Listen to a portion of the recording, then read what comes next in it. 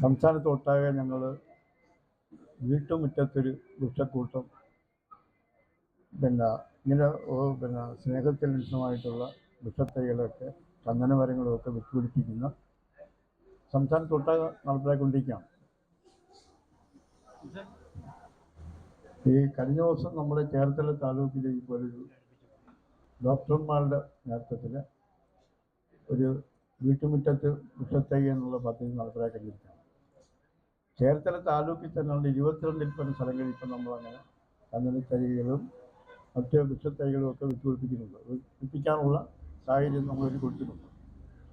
ഇതിൻ്റെ കാരണം എന്ന് പറയുന്നത് നമ്മുടെ നാട്ടിൽ ഇന്ന് വർദ്ധിച്ചു വരുന്ന ചൂടുകളും ജലത്തിൻ്റെ കുറവുമൊക്കെ സംഭവിക്കുന്നത് നാട്ടിലെ വൃക്ഷങ്ങളുടെ കുറവ് തന്നെയാണ്. നമുക്കറിയാം, നമ്മുടെ പൂർവികർ വൃക്ഷങ്ങൾക്ക് വളരെ പ്രാധാന്യം കൊടുത്തിട്ടുള്ള ഒരു രാജ്യമാണ് ഭാരതം എന്ന് പറയുന്നത്. പ്രാചീന കാലം മുതലേ